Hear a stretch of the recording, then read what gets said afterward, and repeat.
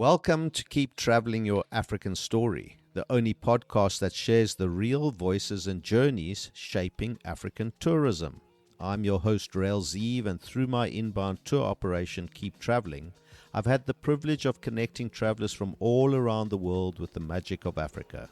This podcast is my way of opening that world up to you, a place to learn about the people, properties, and opportunities that make travel across this continent so very special. Today I'm excited to introduce Julia Bishop, who's a director at Hodi Hodi in Tanzania, who joins me to share her African story. Julia, welcome to the show. Thank you very much, Rael. What a pleasure it is to be here talking to you. And by the way, thank you for everything that you're doing to try to open up parts of Africa that other people may not necessarily come across so easily, so that they understand some of the magic that we've got here. Yeah, listen, I think Africa's like the most protected piece of hidden magic in the tourism business, and I'm just astounded why we don't get more people. Africa's always been my home, especially Zimbabwe, of course, and just promoting all of African tourism makes me feel good, Julia, so thank you for that. First of all, Hodi Hodi, is that the way that we pronounce it? Yes, it's a Swahili word, and it means knock knock. It's basically, I'm at your door, may I come in? And the answer in Swahili is always karibu. Karibu in Swahili means welcome. It's a genuine African response to the hospitality that's actually in everybody's souls here without even having gone to tourism school. Tourists coming into Tanzania, coming to visit Hodi Hodi or having booked with you, how are they going to get you? What international airline can they arrive at? And then from there, what's the sort of journey to Hodi Hodi?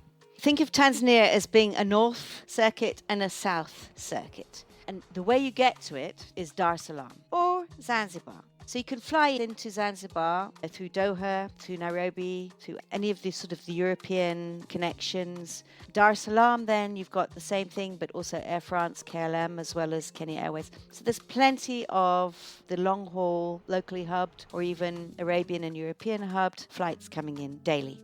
I've landed at Dar es Salaam Airport or Zanzibar. Now, how am I going to get to Hodi Hodi, and what sort of time is that going to take us?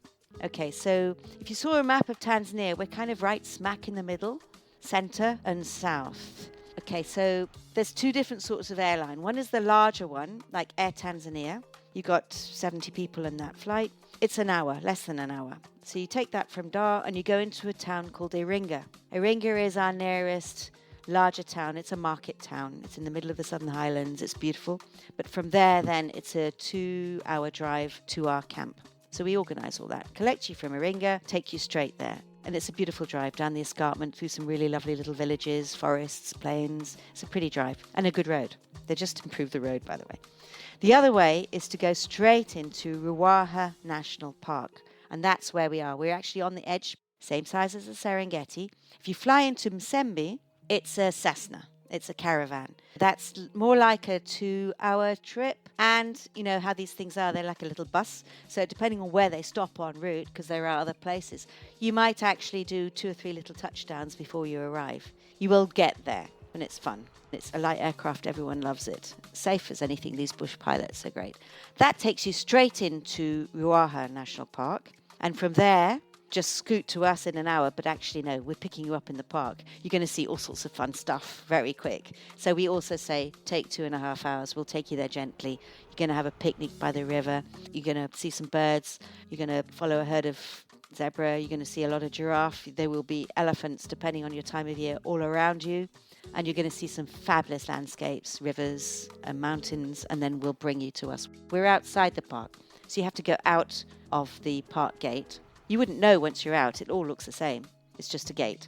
It's seamless. There's no fencing. And then it's another 20 minutes and you're in our place up on the side of a mountain. If you go from Iringa, that's the market town with a big plane, same thing, nice drive, but you don't go into the park. You come straight to us before the park gate. So you've got the two options. They both work. The Iringa one is quite a lot cheaper. Okay, great. So now we've arrived at the lodge. Tell us a little bit about the rooms, what sort of rooms you have, and the amenities that you have around the lodge. We like to get you there with plenty of time with daylight so that you can understand the layout, so that you can settle in. When you come to us, you unpack, you settle, you hang up your stuff, and then you go up to the It's the main part of the camp, which is, depending on where you are, it can be 500 meters away. We're quite nicely spread out. We have outdoor dining, indoor dining, depending on the weather. It's usually out. A swimming pool where you can just cool off after a hot and dusty game drive. And then we've got the water hole, which today I just got a message saying we've got 30 elephant drinking. We're having to pump more water. The game comes right up to you. Yeah, we do have resident leopard, and we get wild dog coming through a lot. So you will be escorted back to your room, obviously, by Maasai guys with torches, make sure everything's comfortable and safe for you. But they're all on stilts. They're all quite high up, so actually nothing can really get to you. It's teak floors, teak wraparound decks. It's a canvas front, beautifully made locally. And then there's a brick built back, which is your bathroom and your shower. And that's at path level. The path goes along the back. So you're on quite high stilts at the front, and you've got a grass thatch. Everything. We made the bricks ourselves from our own local mud, cut the grass ourselves from the plains. We used the local guys from the local village to build it all. We had the tents made with a guy with a sewing machine sitting under a hut. So it's all very, very locally done. And the idea is that, look, we don't pretend to be 5-star. We never want it to be, because there's plenty of those kind of much more Lani places out there, and they are lovely. We're owner managed. So we're very much about friends and family. My staff all come from villages, within an hour's drive. I've probably got one of the best chefs I've ever come across. He's very talented, very amazing. He does things just out of local supply. We're all farm to table. And our manager he's one of those guys who can do spreadsheets and also entertain guests. So that's our sort of welcoming team. The thing with us, because we're outside the park, so we're not actually part of Ruaha Park, but our land, and I'll tell you now, 17,000 acres. This has been loaned to us by our local village. We pay for 30 years a rent, which in return they're doing their schools and their clinic and some agricultural projects. So we've got an arrangement, and they give us 8 of their guys. We supply 6 of ours. We've got foot patrols. So it's kind of a community partnership with the villages. Between the village and us at Hodi Hodi, we've got these agreements whereby we've got foot patrols all day, all night, making sure that the whole area is left as pristine as it was when we found it.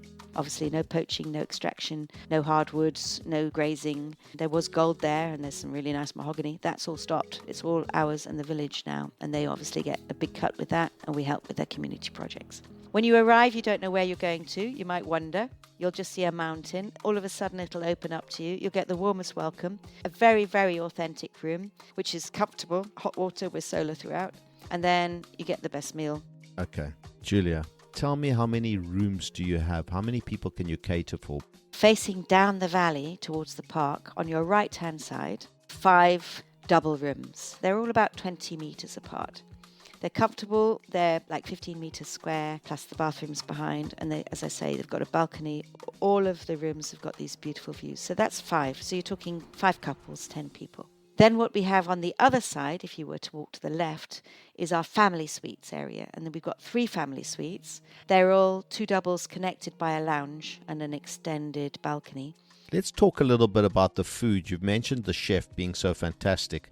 Yes, the food. Well, grace to our location. We're right in the highlands of southern Tanzania, which is incredible farming area. So everything comes very, very locally produced. We get things like broccoli and snap peas and things that you don't usually see in most other places. And it's all absolutely farm to table. We don't do the fish unless we get tilapia, and that all has to be very locally fished. But mostly we create our food around the vegetables, actually. Your side is the meat. And by the way, our beef is amazing. We have pork, which is raised on mangoes. So that's delicious. And we have really good lamb.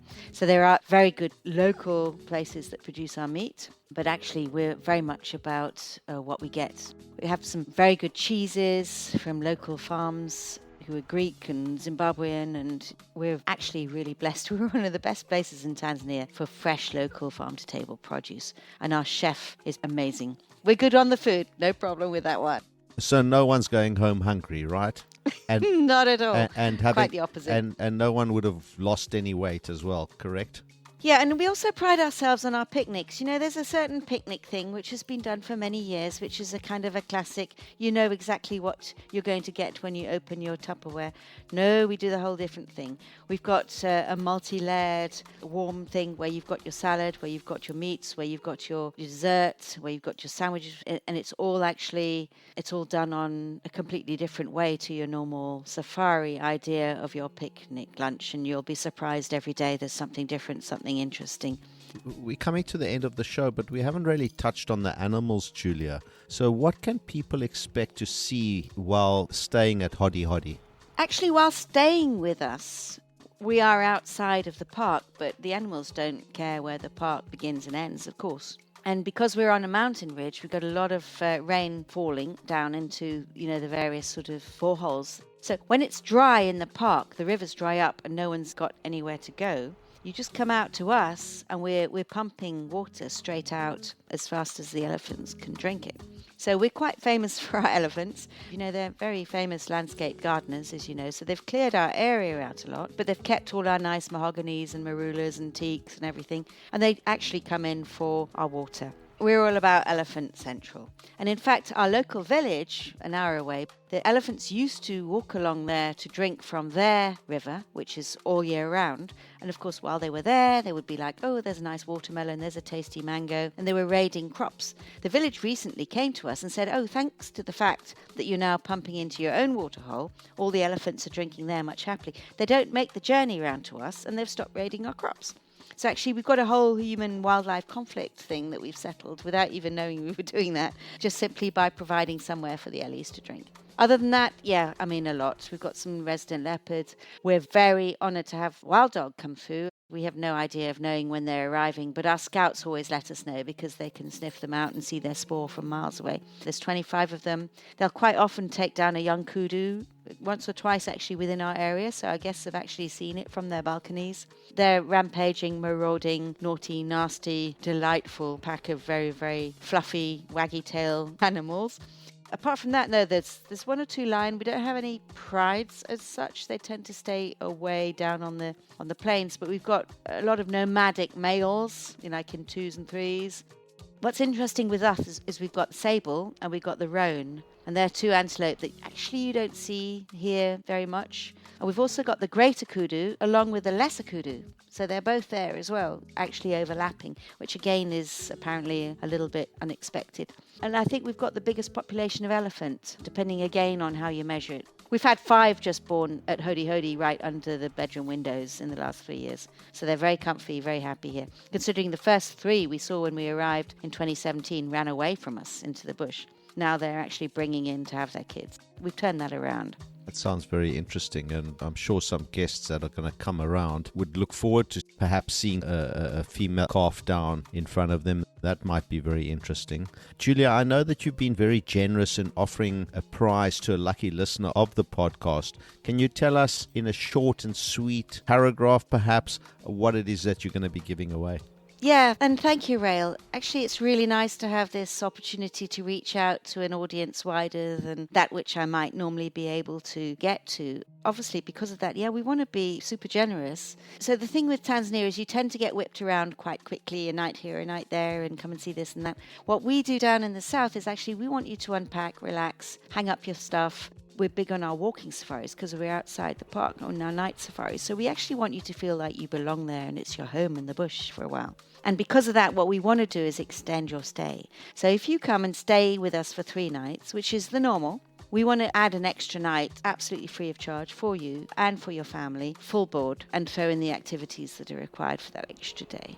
We want you to actually sit there and feel it, get out there, turn off the engine, put on your boots, walk out with our guides, understand about the area. These guys have lived here for generations. There's stuff they can tell you about the plants and the medicinal properties. And then there's the baobab trees with the places where you can hide. And there's 1,000-year-old baobabs here. It's huge. And then actually just tracking these ancient pathways of elephant that have been doing this way before anybody. And we want to share that with you.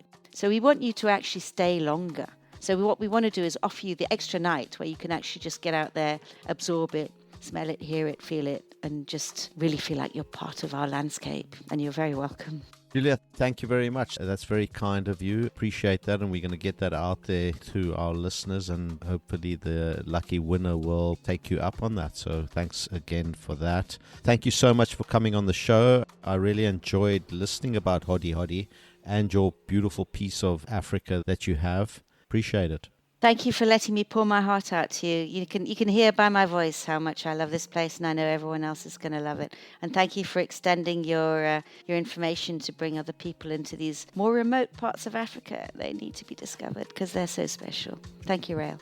What a knowledgeable conversation. Thank you so much, Julia, for sharing your story and for everything you're doing to grow African tourism. Don't forget, every week we feature fantastic prize giveaways from some of Africa's most beautiful lodges, camps, and travel partners. You could win your own unforgettable getaway just by listening, subscribing, or visiting www.keeptraveling.africa/podcast, or read more about today's guest by scanning through the show notes of today's episode. Don't forget to follow Keep Traveling on social media for the latest episodes, stories, and travel inspiration. I'm Rael Zieve, and this has been Keep Traveling, your African story. Remember, a few years from now, you won't remember how much it cost you, but you'll always remember the memories you made. Keep traveling.